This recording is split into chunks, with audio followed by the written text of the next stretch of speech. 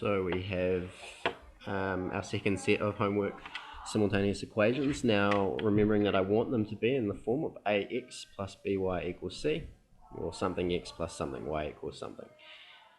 Now, neither of these are equations that are in that form.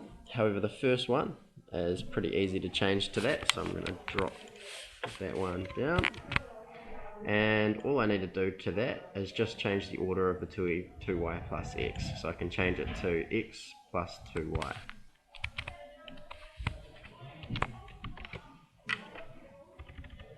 X plus 2y equals 4. So now that first equation's in the correct form. And, sorry, that was the second one. Now I'll work on the first one.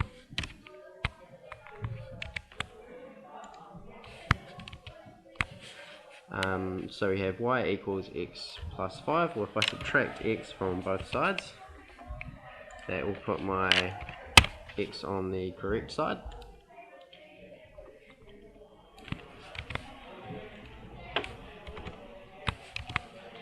And then x minus x equals 0. And 0 plus 5 just equals 5. Now, the order of my y and my x isn't quite how I'd like it. And remembering that when we have addition, we can change the order of things that are addition. So y minus x is the same as y plus negative x, and I can change the order of my y and my negative x. So if I change that, we'll now have negative x plus y. And so now that equation is in the correct order. So if I drop that down, I now have the two equations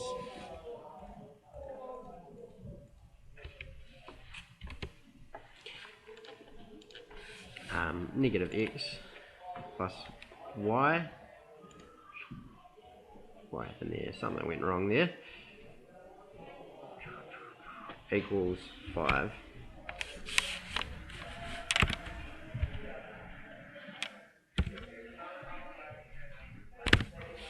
There we go.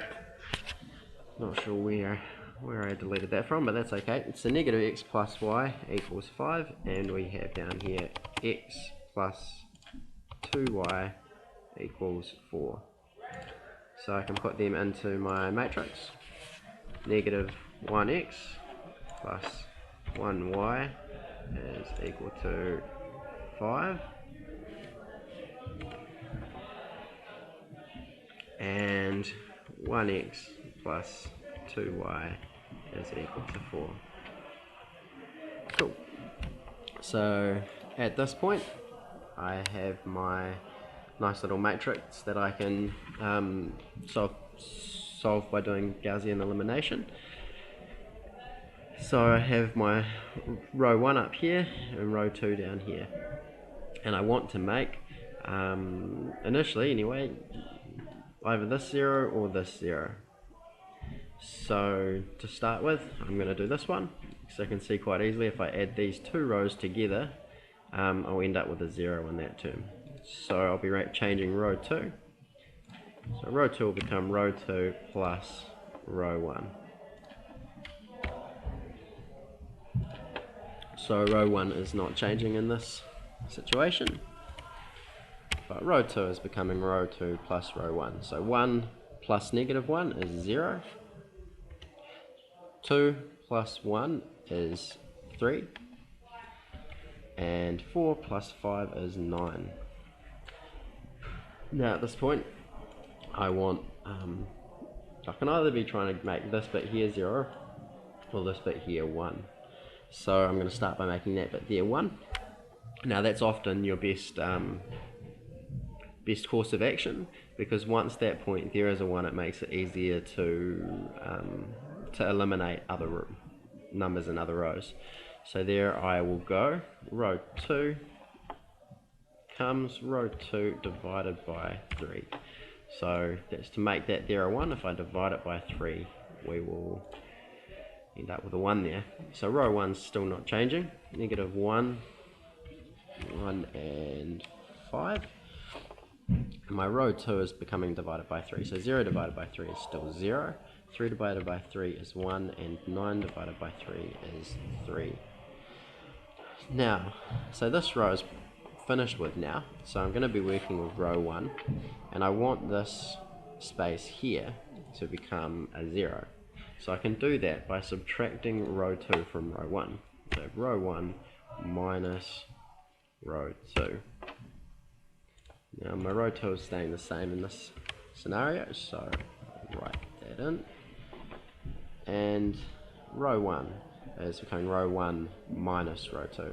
So negative 1 minus 0 is 0.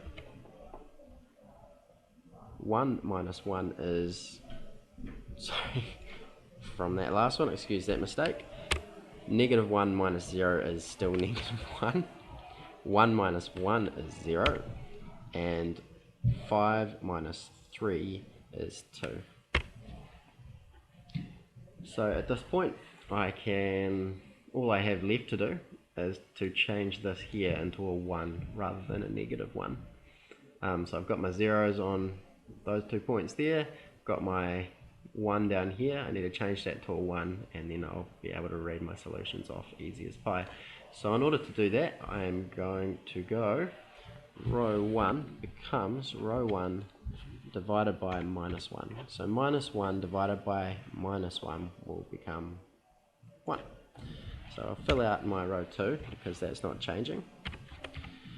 And on this side, negative 1 divided by negative 1 becomes 1. 0 divided by negative 1 stays 0. And 2 divided by negative 1 becomes negative 2. So this gives us a unique solution. Now we call a unique solution when we have an exact point that we can solve it to. And that unique solution is where x equals negative 2. So 1x plus 0y equals negative 2. And at y equals 3.